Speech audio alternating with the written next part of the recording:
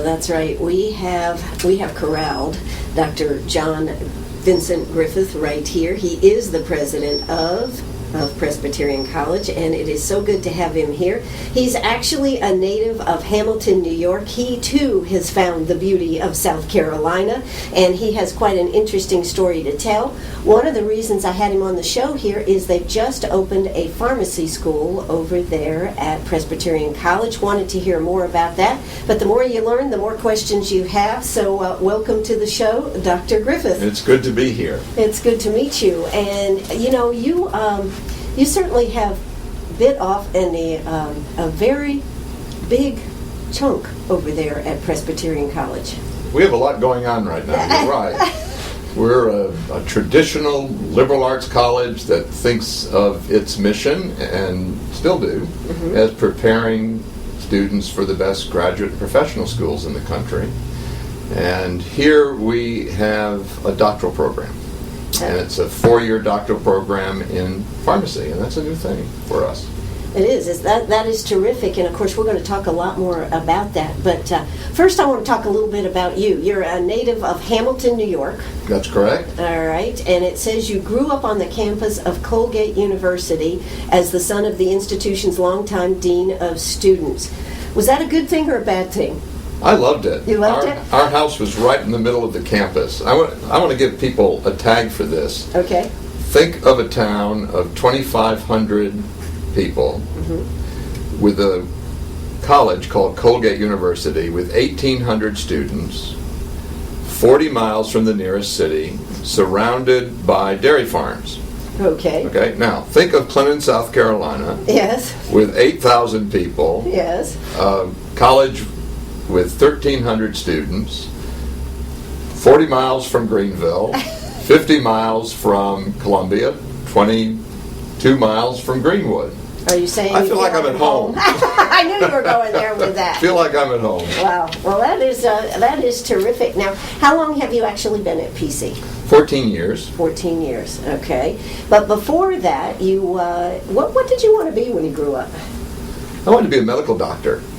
Went off to college to do that. Okay. And the journey it was an interesting one that ended up with my doing research in my doctoral program on intellectual development of college-age students. Okay. And I found my passion and ended up on the research faculty at the Center for the Study of Higher Education at the University of Michigan, and then was pulled south in '79 to be vice president at Davidson College, and then from there went and did a presidency in Arkansas, and then came here 14 years ago. That's right. You were at, what was the name of the, in Arkansas that they actually ended up changing the name, Well, it was right? called Arkansas College. Again, a Presbyterian liberal arts college. Davidson's Presbyterian, so there's a theme to that. Yes, developing. And yes, while I was there, the school changed its name to Lyon College, so if you go on to look in U.S. News and World Report and things like that, it's under Lyon, Okay. Lyon. Why did they change their name, just out of curiosity? Well, it had to do with identity. The University of Arkansas is the Clemson or the USC of Arkansas. The oldest institution in Arkansas is Arkansas College. And with the name Arkansas, people often assumed that it was a branch of the state system as opposed to a highly selective liberal arts college. So it was an identity. So Lion, of course, means powerful and up top, on top there, right? Well, yeah, it conjures that up, even though it's spelled Lyon, and that was the name of the first president of the college. Okay, so there was a lot of connections there. Yeah, very much so. Absolutely. So I understand that you actually were the chaplain and head of the religion department at Dana Hall, which was a private boarding school in Wellesley, Massachusetts. That's correct. You know, I went to Northfield, right up in that area. I know that place well. That's right, you know, and my parents had to send me away. I was too wild a child. They thought sending me to Northfield was the answer. I'm not sure. I'm sure as a chaplain at Wellesley, you found those girls weren't as sedate as they probably should have been. Well, that's interesting, because, you know, when I finished my undergraduate, my journey took me to Harvard Divinity School. This was the young man that was going to be a physician. And when I finished that program at Harvard, I wanted a break before going to get my PhD, and saw this ad for chaplain at the Dana Hall School for Girls. Well, at that point, I was 24 years old. You thought, woohoo! And, well, the woohoo was the experience. Okay. not what I was thinking. I think I blushed a lot. Okay. And the clientele, of course, at many of these New England boarding schools were very sophisticated young women who came from families who had lots of opportunities for their children. Absolutely. But it was there that notion of working with young adults during important years to transition into mature adults and careers, which education's all about. Absolutely. But that's where that passion developed. And you just kept on. Well, I just found that pretty interesting since I went up there to Northfield. Now, you went on, and I understand you actually you came up with a copyright for the Learning Context Questionnaire that's used by educators to assess students' intellectual. What's all that about? Well, I think the way to get your arms around this is to understand developmental issues, developmental psychology, developmental biology, and the way I usually explain this is in an entirely different arena. I want to move it to the intellectual arena for a moment. Think of physical development of a child, and the end point is to have the world's best ballerina. At 2 years old, or go back maybe 12 months, what you're seeing is crawling. Right. And there's usually a developmental sequence: crawling or hitching before walking, walking before running, running before racing effectively, dancing effectively, and then the whole issue of being a ballerina. Now, from the developmental perspective, there is that there's nothing that you could do as a dance teacher to teach that 12-month-old to be a ballerina at that point. Now, there may be some things that you can do early on to anticipate that. Sure. So if the body has developmental issues, the mind must have developmental issues. Sure. And we know that sort of obviously, that it takes a while to learn 1 + 1 is 2. It takes a while longer to learn algebra. It takes longer to learn calculus. It takes longer to learn that you're not the center of the universe. Well, those are also issues. So what does that say in the college years, between the freshman and the senior year, about intellectual development? How do we structure the way we expect students to engage knowledge, to move them to the highest level possible of using knowledge? Because the end point for us is to prepare people who can really create new knowledge in medicine, in engineering, in the environmental issues, in the range of our responsibility for all that there is. Sure. Really.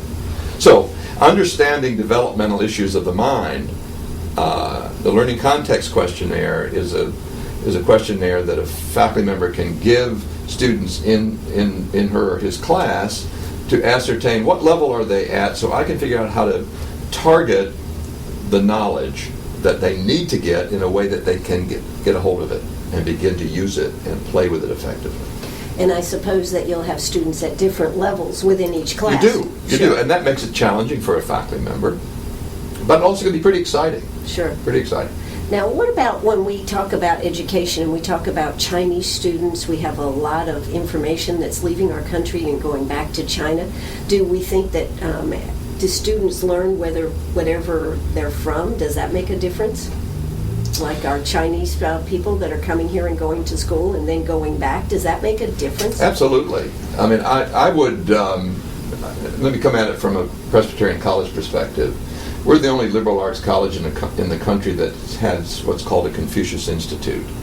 And this is a program funded by the Chinese government that allows us to have on our campus a really high-end experience for our students to engage China and understand it. Okay. that also allows us to bring to our campus Chinese students for a comprehensive experience of what it means to be an American. Our government has just identified us to open an American Cultural Center in China so that we can be doing the same thing there. Now, why is this? Why is that important? Yeah, well, okay. I think as far out as we can see, that the relationship between China and the United States is largely going to determine the quality of life on Earth. And we better do this right. And we better understand China really well. Is yes, that what you're saying? I think so. Yes. And I think it means, when I was educated, the mantra was education is about preparing the best American citizen we can possibly prepare. The mantra that I think is out there now, the job is to prepare the best American citizen we can possibly prepare who understands how to operate globally. It's not just China, it's India, Sure. It's South America, it's Europe. So we spend a lot more time in that focus with all of our programs. That's very interesting. That's very interesting. I didn't realize. I knew you had the Confucius, but I didn't know. So when will that actually be opening in China? We just got that grant, Okay. and in fact, this is the first time that it's being talked about publicly on this broadcast. The money has been sent, and I'll be going over in December to sign the papers and hopefully be part of the ceremony for inaugurating the opening of that particular center. Now, And where then, will that actually be? It'll be in Guiyang, which is the capital city of Guizhou province. And what's interesting about this is that this province has the highest concentration of ethnic minorities in China. And the Chinese government has identified that part of China as the next focus for the Chinese economic miracle. That's interesting, the Chinese miracle. Well, that's how when you go there, it sort of is. It reminds me of what happened in Chicago in the late 1890s. All of a sudden, cities are just being transformed. And while they don't use the word capitalism, what is occurring is the opportunity for people to develop business, and it's a form of capitalism under a restrictive government that really doesn't have a name for it yet, and generating a great deal of revenue. Wow. This could be huge. Yeah. Yes, this could be huge. And I'm proud of the fact that we're at the center of helping China understand what America's doing, and that we have an entity here that is helping Americans understand what China's doing. We're funding through our Confucius Institute Chinese language programs at 2 schools in Greenville, at schools in Spartanburg. There would be an opportunity to do it here in Greenwood if there was a school system interested. Access to people is often through their language. Absolutely. Well, that's pretty darn big here today, right here on Meet Me at the Diner, right here in Greenwood. There we go. There we go. Hey, let's hear a word from our sponsors. We'll be right back. Don't you go away. Oh, that's right. We are right back here at Sharp Facets Gallery. We've been having a fascinating conversation about the exchange that's going on between the Confucius Center that is right here at Presbyterian. He just announced on the radio that they are going to be having a center over in China. Called American Cultural Center. American Cultural Center, which is, I guess, for the Chinese to learn about American culture. Yes. This is a new program of our state, the U.S. State Department. U.S. State Department. Wow. So this is going to be a huge program over there. You're going to be going over there in December. But you just told me you have the largest Confucius statue. Well, I think we should think of it as one of the 7 wonders of the world. Seven wonders of the world, in America, Okay. and in Clinton, South Carolina. Okay. This came as a gift from the president of our partner institution in China, and it's a magnificent statue of Confucius. And yes, it is the largest, at least in North America. In North America, okay. That's pretty neat. I had no idea. You were telling me that how having this Confucius Center has certainly changed the makeup of the college over there. You have students from all nationalities there now. That's correct. A fun way of gauging that is just to walk into the dining center and just to see, clearly this is still a predominantly Caucasian campus, but to see how people sit and to see the groupings. We work very hard for a person to leave PC, I like to use the phrase, being able to dance across the global stage and feel comfortable in a wide range of settings. Well, you know, they say that the world is now, it's becoming smaller. We are all in this together, particularly as we look at the economies out there and what's happening in the world.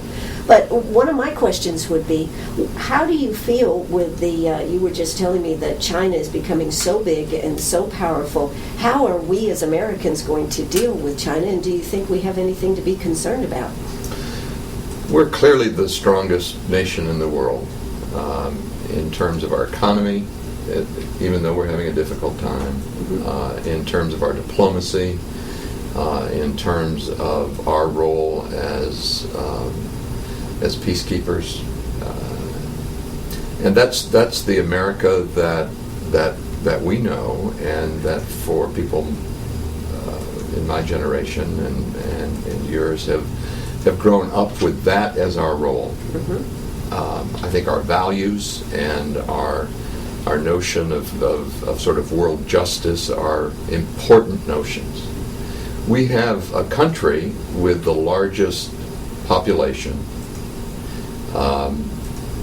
More people speak Chinese than any other language in the world now. And with economy... Wait a minute, you said more people speak Chinese than any other in the world? What happened to English?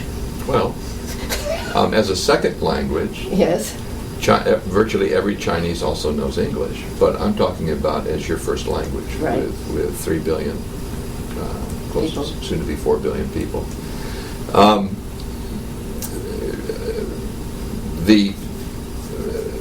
It goes back to a notion I said earlier, an economy there now that is either second to ours or just behind the whole European group. And of course the European group is in trouble right Absolutely. now. We know Europe well. Right. We don't know China well in terms of our entire education system. And this isn't an alarm. This isn't a threat. I think we, as educated people, and as people responsible for what's coming, education is about the future, preserving the best of the past so that you help the future become. And I think in order to do that, it's not only our European heritage, but we've got to understand the Pacific Rim and Asia and what's happening there. So that's really our commitment. That's why we're doing this. Well, I think that's terrific. I just wanted to have a little more conversation about it. But PC is not only on the international scene, but you also are changing divisions on your sports. That's correct. What are you doing there? We're in transition from NCAA Division I to NCAA Division II to NCAA Division I. And then I'm going to say a phrase, FCS, Football Championship Series. That's a level of Division I that isn't in football the same as Clemson or USC. Okay. But it is the same as Furman and Wofford and Coastal Carolina, etc. In all other sports, it is at the same level as those institutions. And so we're in our last year of transition. And beginning next year, even though we're now playing all Division I schools, next year we'll be able to compete in postseason play. And for coaches and for student athletes, that's very huge. important. Yeah, it's important huge. to them. Yes. Yeah. Well, that's going to be exciting. When we come back, we're going to talk a little bit more about sports. I think we're going to get into the pharmacy school, and who knows what else we'll be talking about here with Dr. John Griffith from Presbyterian College, the president of Presbyterian. Don't you go away. It's time for us to hear South Carolina news and a word from our sponsors. We'll be right. That's right. We are back here. We've been talking about the Confucius Center. We've been talking about the new center that's going to be over there in China. We've been talking about a lot of things here with Dr. John Griffith from Presbyterian College. And just before we went to hear the news, we were talking a little bit about the change in football, their level with the NCAA. And you told me you're going from a level 2 to a level 1, but it's not on the same level as Carolina and Clemson, but it is, as well as Furman and some of the other schools. Is that right? Yeah. Just a slight clarification there. It's only in football that it's not at the same level. In all other sports, men's and women's basketball, softball, soccer, women's lacrosse, it's the same level. Division I's the same at all institutions that play Division I. Football has 2 levels. Okay. The Bowl Championship Series, right, and the Football Championship Series. And the Bowl Championship Series is what Auburn, football, or Alabama, Clemson, USC, etc. Okay, yeah. So, and that's a more costly level. Sure. So why did you decide to make the change, though? I mean, that's got to be that's stepping it up here. Well, that's an interesting question, and one not without controversy. Okay. I think in part it has to do with this part of the country. Where I grew up in New England, a school like us with high academic standards would most likely be playing Division III sports, like Williams and Amherst and Swarthmore. Right.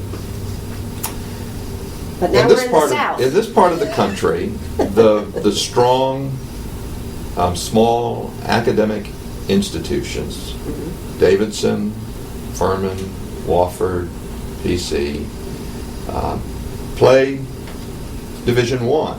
Okay. Why do they do that? Well, I can remember arriving at Davidson in 1979 as a vice president and wondering that. And I hope this isn't insulting to anyone. I do think it's part of the notion of what excellence is all about.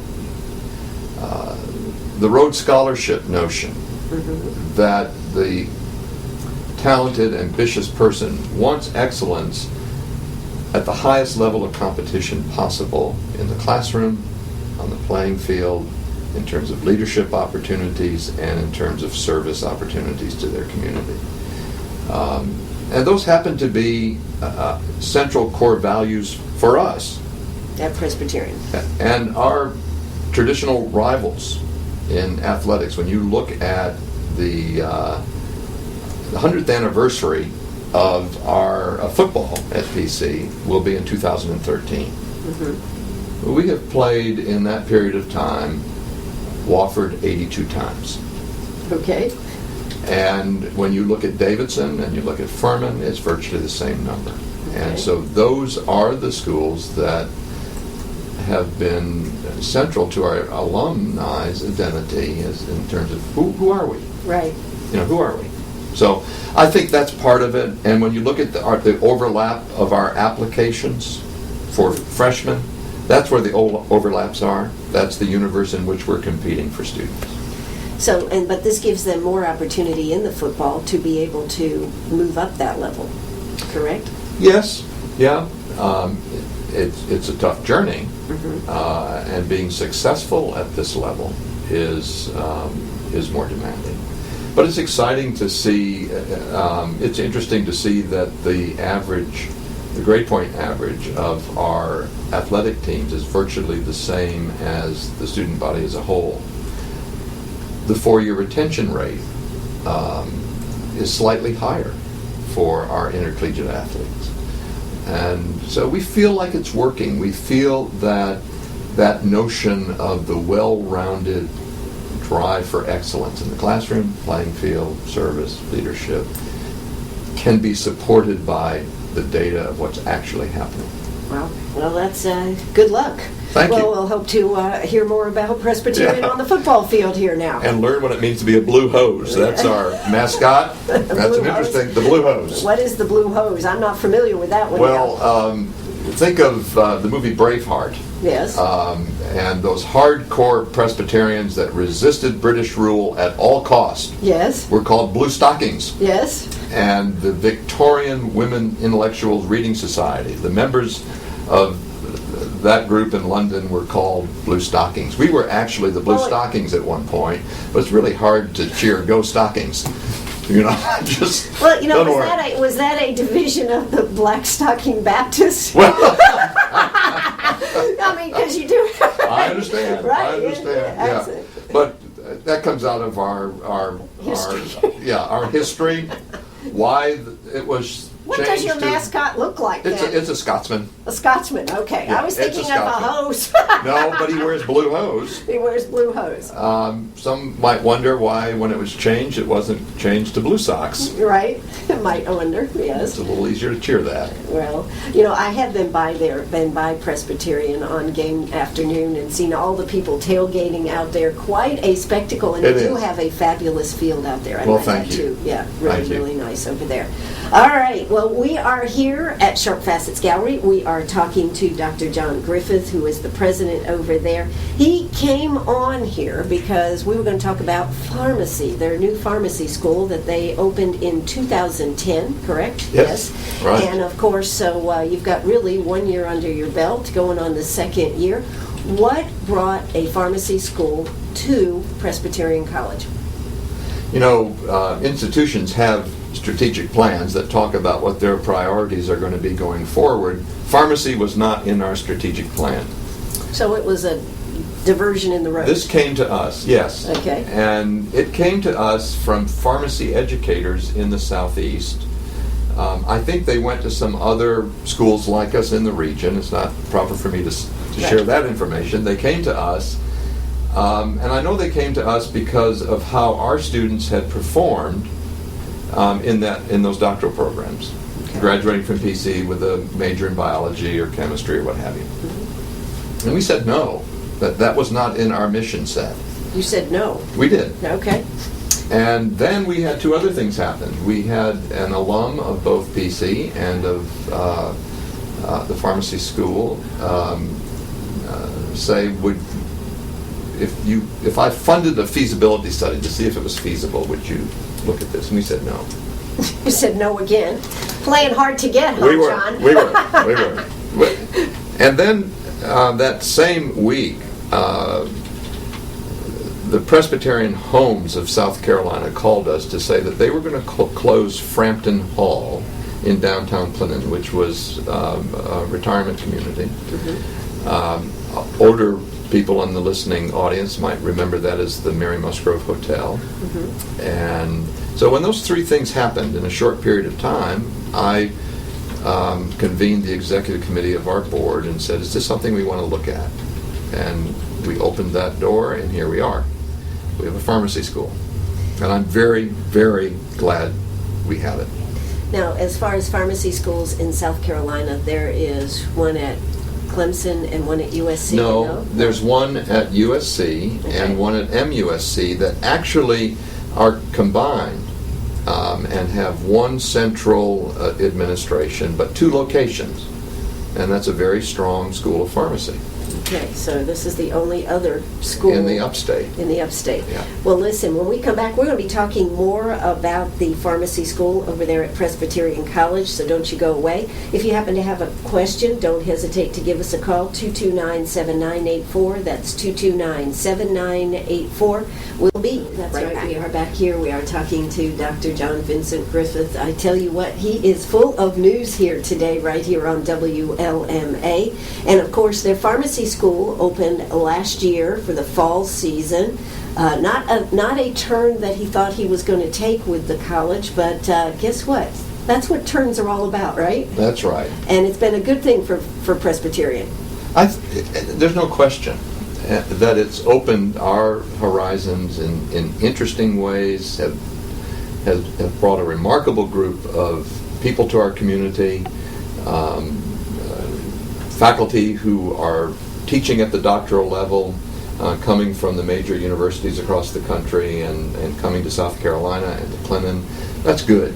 Absolutely, it's good. I think one of the things that has to be exciting for you is it is a job market that there is going to be a need for many years, because as our population ages, I think I was reading here, recent reports would predict that by 2030 there will be 40,000 shortfall of pharmacists. If I was looking for a career, I think I'd have to look at that one. Well, you've said that well. And furthermore, each state in the nation has a score on a 1 to 5 scale, where a 5 means it's really hard to find a pharmacist and we're in desperate situations. Sure. Well, we understand what's happening in our part of the country with the influx of retirees and also the natural aging of our own population. So North and South Carolina, Georgia, Tennessee, Florida have some of the highest scores for that need.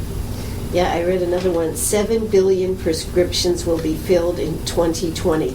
Now that's frightening. Does that mean we're all going to be on drugs? Oh gosh, I hope not.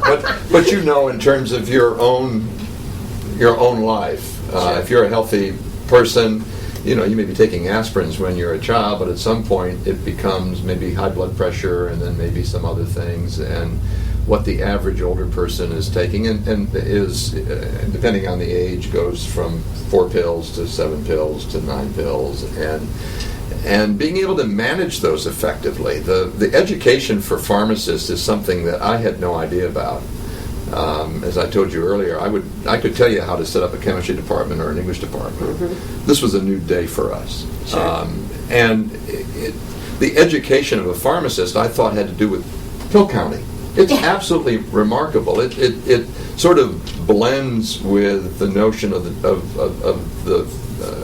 the nurse practitioner, the person that understands fully what should be prescribed, what the interaction with the medicines Probably are one like. of the biggest things is the interaction of Absolutely. medications. That Absolutely. is the scary thing. And so often the pharmacist is the one, a patient may be going to multiple doctors for good reason. Sure.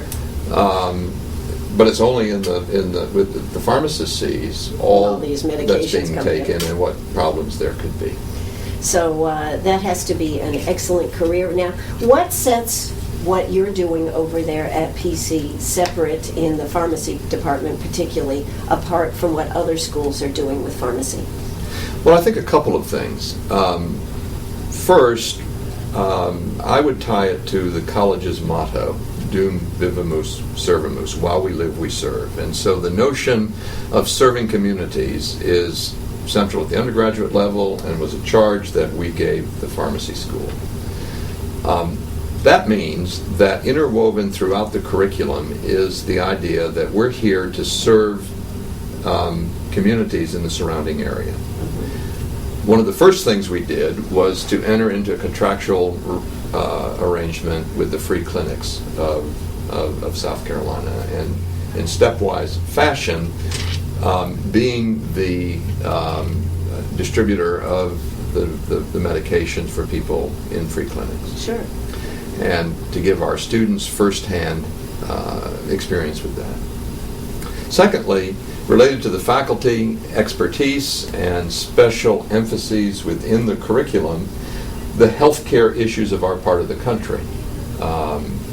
Bringing from the University of Georgia a faculty member who's the leading expert on the management of diabetes. Certainly an issue here. Sure. Similarly, building expertise related to hypertension issues, and third, issues of obesity, so that in addition to all the other things that pharmacists need to know, having a particular expertise in those things that our citizens face. And that's something that we're not only facing in the Southeast, but we're facing across our nation. Of course, it's Yes. going to be applicable in any area, but the percentage of those things occurring here is at a higher rate than in other areas, and in certain populations of people, those things occur more highly. Sure. We were so excited this is a 4-year doctoral program, and so we're only in the second year. There are about 120 pharmacy schools in the nation, and each year they give an award to, it's called the Service Award. Okay. The pharmacy school that's making the biggest difference, Right. in terms of its curriculum as it prepares students to make it to serve. Well, we learned Did you? 3 weeks ago that we're one of the 2 finalists. What's the other school? Well, we don't know that. You don't know that? But we're having a site visit Okay. in October. Wow. And the announcement will be made in November. And in a sense, we feel like we've already won because we're the new kid guy on the on the block. street. Yeah. Yeah, I know. The new drug dealer on the street. There you go. There you go. There you Wow. go. Well, that's pretty amazing. So. And what's the name of that award that you could win here, one of 2? It has a very long name in front of it that I don't have with me, but Oh, it's the okay. National Service Award given to a pharmacy school each year. Wow, that's pretty terrific. Yeah, I'm excited. I'm very proud of our faculty for taking seriously that charge of Doing Good with Service. This needs to be a program about turning out people who serve. Well, it's looking at all aspects. I think there was a time in education where our kids came out looking for how much money they were going to make. Right. And with what's happened with the economy and everything, that certainly has changed a lot of the philosophy and what we're thinking about, And I don't think the schools are as confident, too, that they're going to turn them out to get the big dollar jobs anymore. So we're having to look at the total human picture. And I think that's a good thing. Yeah, I mean, you've a number of important things that you said in that. Let me talk first about pharmacy. One of the reasons pharmacy is so attractive right now is that there are lots of jobs. Mm-hmm. And it's you can find a job any place you want to land. Sure. And it's also a job very attractive for people who need to stop out for a period of time to have a family and then go back to work. And, for example, if we're a new school, we had 800 applicants for 80 spots, and filling those was not an issue. Yeah. Not an issue. And we anticipate that it's not going to be a problem placing those. Now, your point is that the economy is such that it's harder to find jobs. What does that mean for all the other students looking at different fields? Well, it's still relatively easy to find healthcare positions, but that requires going to graduate school, medical school, Sure. nursing school, what have you. And those service functions, those healthcare functions, are available. But what we're seeing as a result of not as many jobs available is that more students going immediately on to graduate school to get that master's, to get that doctoral degree. But those schools are getting more difficult to get into. Sure. Because that's happening across the landscape. So they have larger numbers, just like our pharmacy school had larger numbers of applicants. But I think the fact that you're putting the service aspect into it makes for a more well-rounded person. And if I am, as an employer, and looking at a person, I want to see the person that's been involved in the community as well as being qualified for the job. Well, thank you for saying that. When you look at our undergraduate curriculum, we have an expectation that every student graduate with an intercultural or international experience, and that's something we talked about earlier, and the importance Sure. of having a global perspective. We also have this, without it being required, this almost, I don't want to say pressure, a cultural norm that you're going to be involved in service while you're here. Faculty, you're going to be involved in service. Administrators, you're going to be involved in service, and we need to demonstrate it kind of like the and Army? model that. Well, it's not a boot camp in service. No. Freely chosen. Freely chosen. But you would be surprised just to see that, and to hear alums talk about that as one of the defining characteristics of the place. Well, I think you have put a lot of elements together.